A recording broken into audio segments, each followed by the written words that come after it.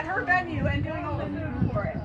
And so I chose Colleen because she is known locally for using fresh local produce and cooking from scratch. And so when I asked her about doing this event, I sent her a list of all the possible things I might have, hoping that she would maybe put some lettuce in a wrap or something. But instead she bought all 19 things and have incorporated all of those things into the lunch we are going to eat. So it is going to be incredibly local, much of it grown right here. And so what I've asked her to talk about today is the food cycle. You maybe noticed on a poster in there, you spent the morning looking at the production side of things. You've seen how things have grown. We didn't look at it, but that little tiny shed thing over there is my walk-in cooler. That's how things are processed and stored. Then it goes to the retail and the consumption side of things, which is what Colleen does. But then what happens at the end? There's always food waste at every part of that process. And so we've asked Colleen to talk about what does that look like from a catering standpoint or a food service standpoint. Where is the waste? How do you deal with that? It can be challenging when you're in that kind of a situation to work with waste and to get people to think about that. And so she's going to give us a brief talk about that, and then she'll also explain all of the food that she brought for us today. So go ahead, Colleen. Okay. Thank you. Thank you. So this is really fun. I was telling Katie when she first approached me, I'm like, okay, I think I can do that. We have a wedding, and then the wedding's, it's only 125, so it's not that big. But so to me, that's a smaller group, smaller. Usually it's 300, but so anyway, I'm like, okay, I can do this. Then when she sent me the list, I'm like, okay, what can I do? And then, was it last week? I finally, okay, I gotta really think about this and sit down, because it takes logistics and whatever, but, so we got the menu all figured out. I have Bon Appetit magazines, I love that magazine, and the source, they have so many good recipes.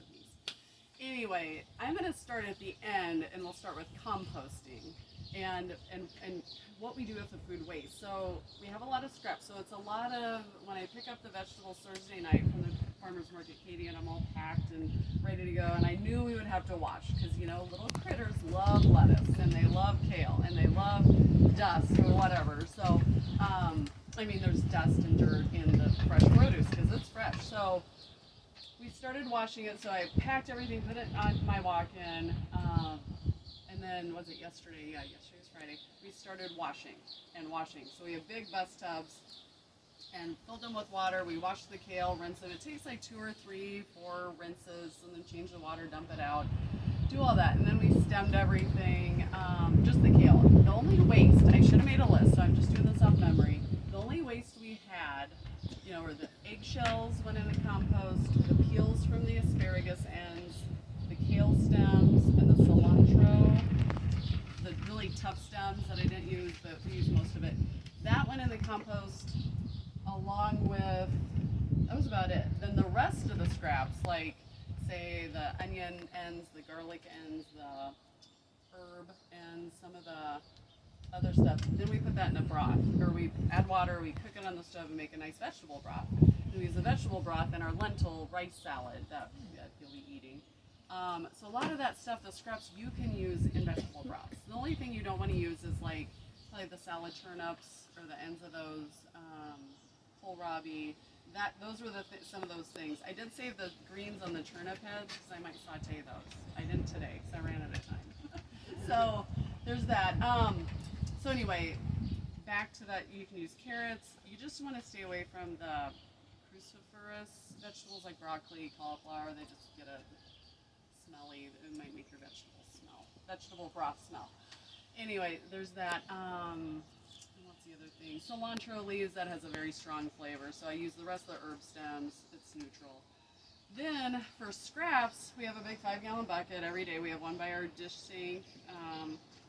Now I gotta look at my notes. I take notes just because I start talking. So we keep one by the dishwashing area where Jeannie, who does dishes for me, all the scraps that she finds, she'll throw in the scrap bucket. And then when we're prepping over in our kitchen area, when we're chopping vegetables, all the peelings, all that stuff that we don't use in the broth, we throw in the bucket. The only thing we don't compost would be meat scraps, dairy scraps, any of the other stuff.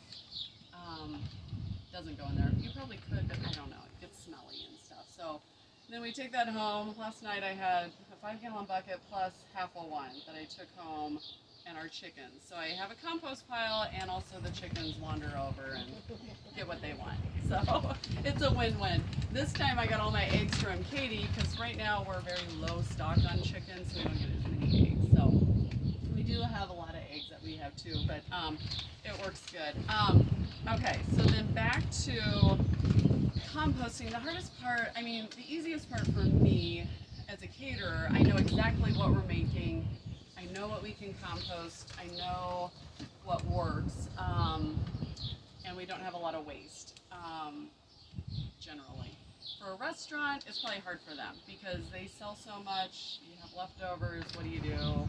I mean, that's a whole nother thing. So this is from a catering perspective. So a lot of the stuff that we use, we know what we're going to use. We use it, and then leftover food we send with the guest home.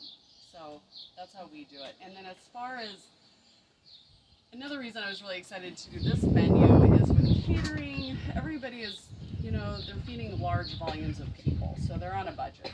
So we don't get to use a lot of fresh for large groups because they're budget.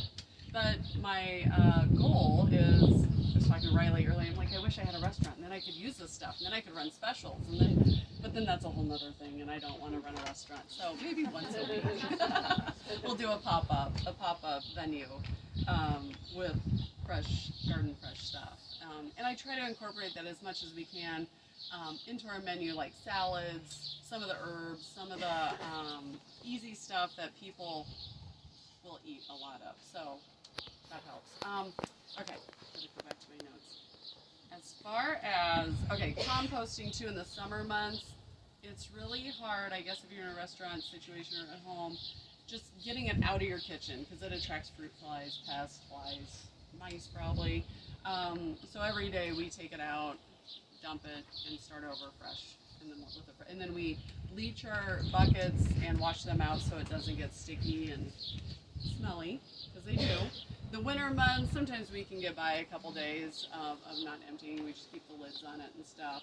And then I've noticed, yeah, we recycle a lot. So with our compost our scraps that we save, like our garbage is very low, so we only get garbage picked up. We have a big dumpster at work. So the paper products, all the plastic, all that stuff that people consume with, we do throw that away. So we only get trash picked up once a week, and it's worked very well. So we recycle our cardboard, our plastic, our glass, and then cans is the other thing. Yes, I went through the other thing. Coffee grounds, iced tea bags, we compost those because we do a lot of iced tea for groups too. Okay, now, so that's composting. Is there any questions about that? I mean, I feel like it's very easy. So, and then, I don't know, questions on that? And I'll run into the food aspect of it. So this was a fun one. So I used, and I brought recipes, so we'll weight down the recipes if you want to take pictures of them. And I also sent Katie the links to the recipes I use so she could share them with you as well. That way. I don't have all the recipes, but most of them are here. There's a few that I have on my computer. So as far as that, recipes, we did kohlrabi pickles. So it has lime juice, cilantro, a little bit of fish sauce, but you won't even notice it. Sesame oil in it. And then a fun one, we did rhubarb oat bars. That's your little dessert. And then we did a quick pickled rhubarb. So I've never had pickled rhubarb, so we'll all try it today. It looks really good. And then a charred kale with citrus and a green tahini. So that's, I use a lot of cilantro and the fresh herbs in that tahini sauce. And then the springy rice and lentils with the asparagus, and then it has a yogurt you can put on top, and there's a lot of spices in that. It's not spicy hot, just like fennel seeds, cumin seeds, and then a little bit of Aleppo peppers.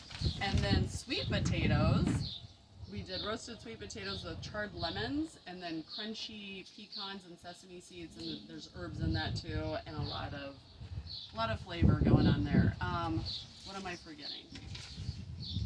Okay, the frittata. So eggs, tons of spinach I got from Katie, 3 big bags, and I have pictures of the before and after, and sauteed that. So then I was like, I got too much. There's too much produce. I'm not going to use all this.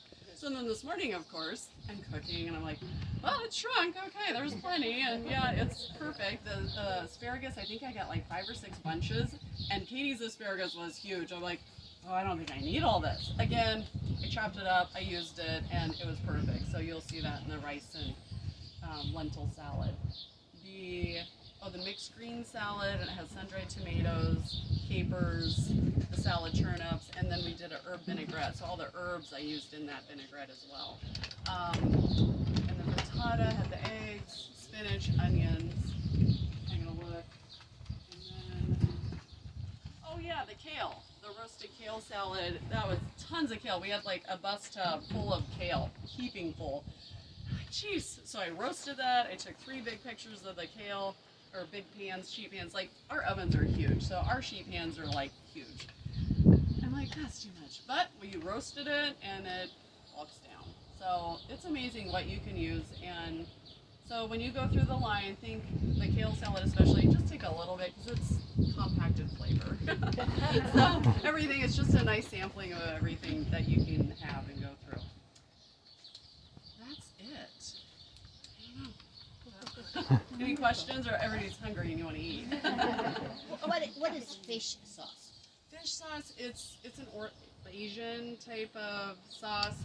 It's really strong, but it has a lot of umami flavors in it. So it's probably. Does it come already prepared? Like Yeah. you take a teaspoon out of the Yeah, jar? just a few. Yep, a teaspoon, and it's very smelly. It smells like very fishy.